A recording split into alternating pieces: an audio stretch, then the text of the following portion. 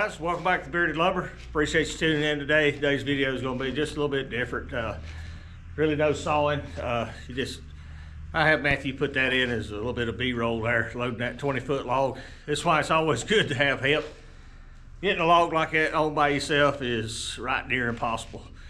To start with, our door is 20 foot exactly, and that log is 20 foot 6, 20 foot 8, so you got to kind of come in with a little bit of a weird angle to get it in. Actually just got a 20-foot stack out of here that we sawed yesterday, and it was a challenge getting it out that door. I had to basically back up, pull forward, back up, get the tractor turned sideways a little bit, sneak one side out, and then sneak the other side out. But we can make it happen. We don't saw a lot of 20-footers, but we had a customer drop off a whole bunch of them. I roughly guessed about 8,000 board feet. Probably 5,000 of that is going to be 20-footers. So hang on, guys. We'll be right back.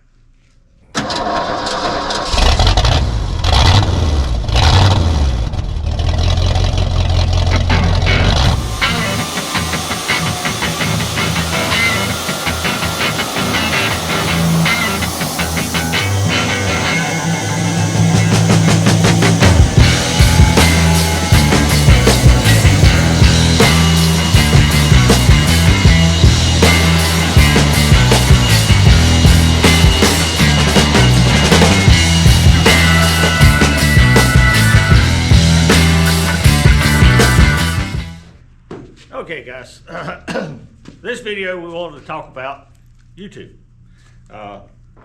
It's been a year since Matthew convinced me to get on YouTube, and I want to tell you what a pleasure it's been.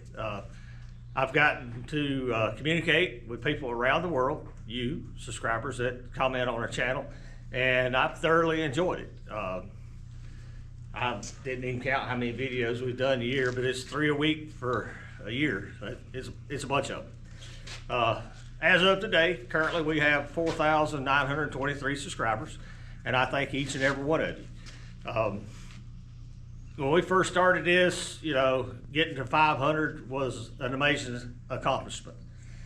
Getting to 1,000 was also a huge milestone. If you don't know, with YouTube, you need 1,000 subscribers and 4,000 watch hours to actually become eligible to earn a little bit of income. And that was a huge milestone, and we greatly appreciate it. Like I say, we're currently approaching 5,000 subscribers.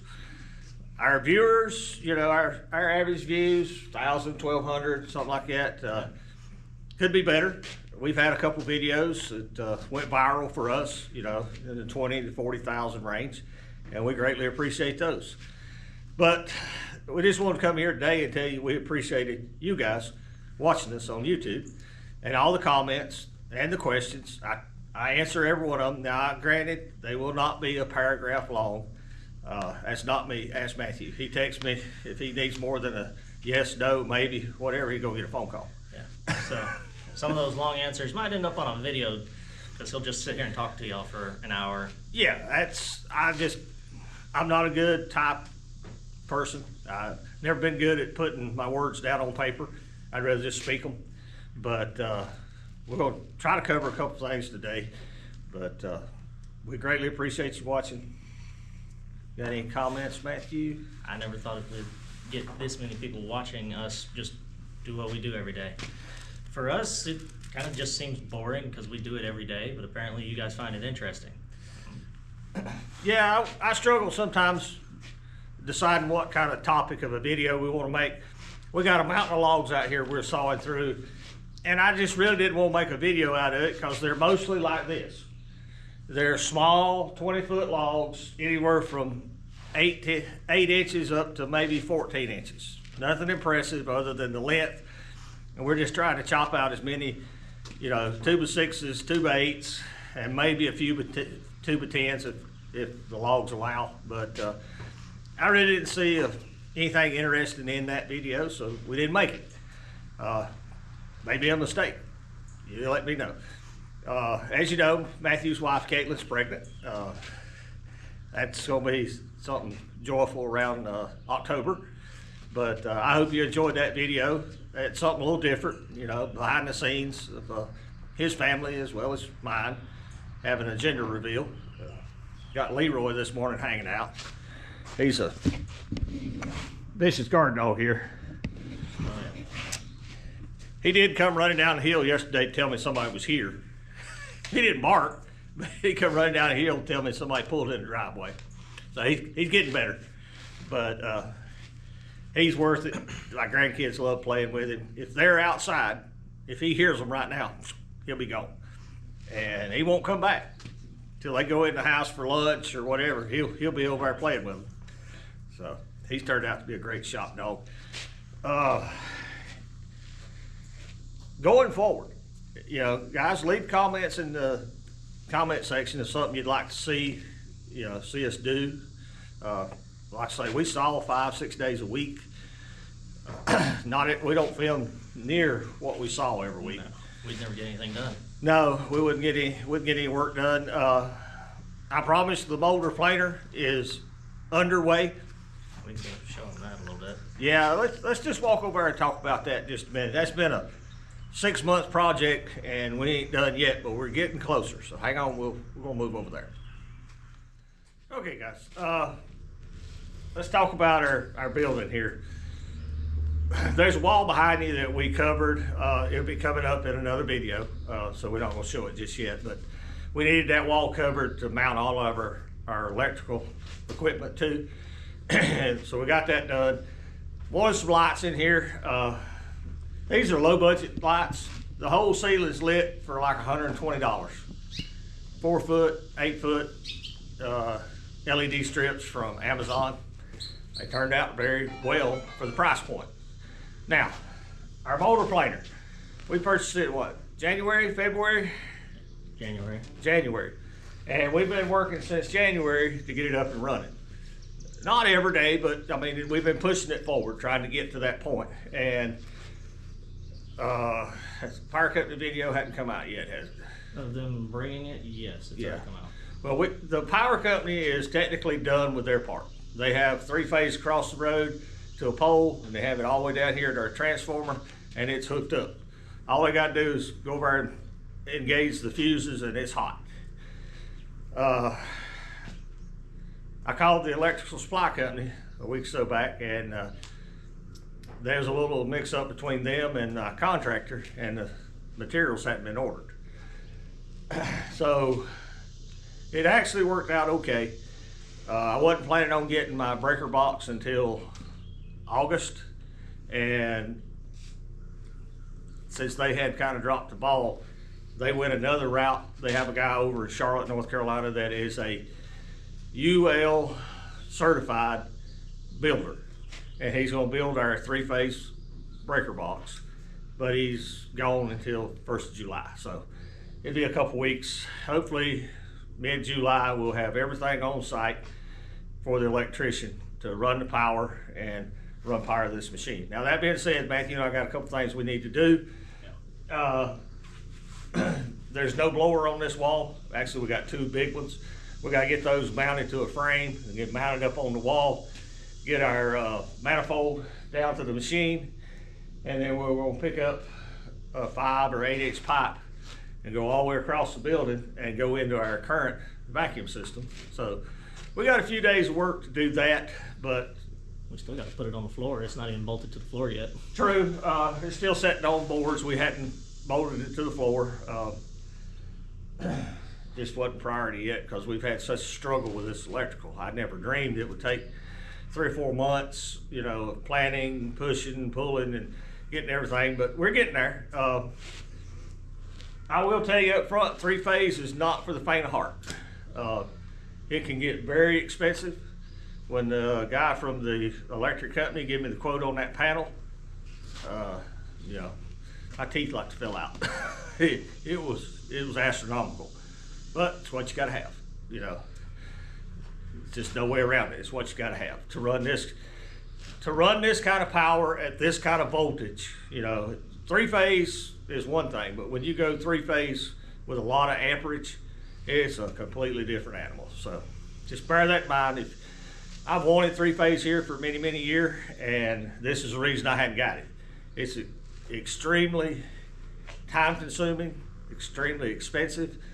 There's a lot involved in making it happen. It just not like calling the power company, hey, I'm building a house, can you run my temporary power? No, I've dealt with their line guys, their supervisors, their college educated engineer.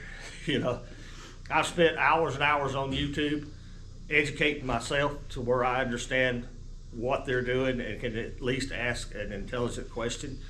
And that was good. I've been wanting to understand three-phase my whole life, never did take the time to sit down and go through the theory of it. Now I understand three-phase thoroughly. Not enough to do anything with it, but I understand the process, the procedure, and the theory behind it. So we'll have it running soon. Matthew and I are extremely tired of telling customers we'll get to it when we can. We've had at least 3 this week, or last week into this week, come by. Hey man, I hear you got a motor planer. Yep, there it is.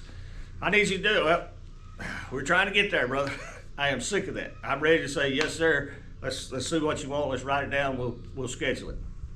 So, this, I promise you, we will make some videos on this because they're not out there. I have looked.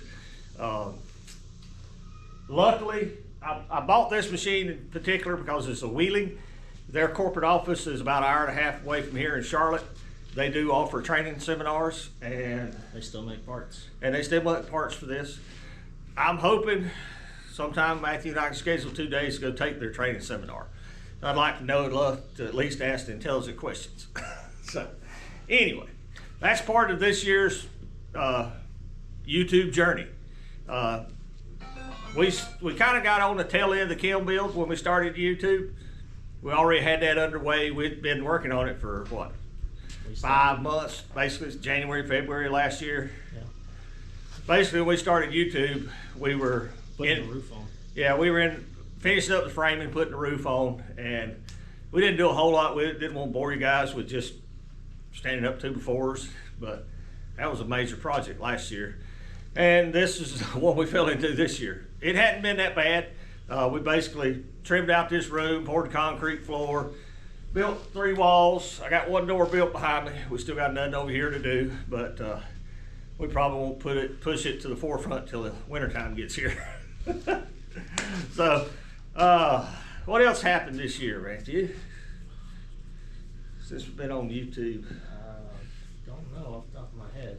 Yeah, I tell you, I thoroughly enjoy YouTube. I've never been a public speaker, and part of public speaking, I will tell you the secret. You have to speak about what you're interested in, what you like, what you're knowledgeable of. I can't be a public speaker about being a doctor. I know nothing. Okay, so I do know sawmilling. I've done this a long time, and I don't know everything, but I know the pitfalls of what I've had to learn the hard way, and I hope to give those to you. Maybe you can skip some of those. And I still go to YouTube. If there's something I run into, we worked on Matthew's Yukon this past weekend, put a set of head gaskets on it. I've never tore apart a 5.3 Chevrolet, so I watched I started watching one guy and I couldn't stand it, went to another one. But I watched the 15-20 minute video to familiarize myself what I was getting into. And we didn't have any trouble with it. It was pretty straightforward, which, we're both mechanical to start with, but I just never put a set of head gaskets on a 5.3. And That's our other thing is I really don't want to do it again anytime soon. I was hurting Sunday after stooping over his truck all Friday afternoon and most of the day Saturday. I was done. I was ready to go back to sawmilling. So that's, I don't know, Matthew, anything we're missing? The only other thing we do on the channel is try to teach people you don't have to spend money and don't be afraid to try something. Yeah, well, that's kind of one of our themes here is you don't have to spend money just for spending money. Now, sometimes you do. I bought a used motor planer, but everything electrical is brand new. So you got to find the balance, There's nothing wrong with being a little stingy, I've always been that way, never had abundance of money, so we learned how to do things or do without or take something less and make more. Same thing with Matthew's truck. Instead of having a $1,000 a month truck payment, he's got trucks paid off. Yeah, we got to do a little work on it occasionally, but it's better than being overly in debt in a vehicle right now, especially in our economy. You know, I don't want any extra payments. And that's the same way with this. What you see here, everything's paid for, everything. And that was our goal when we started. We're not going to finance a motor planer. If we can't buy it, you know, get it all hooked up, get it running out of our pocket, then we don't need it. Because I didn't want to be in debt anything extra this year. And like I say, everything sitting here is paid for. Yeah, there's a lot of money been spent, but technically the day we turn it on and start making real boards, it's making money.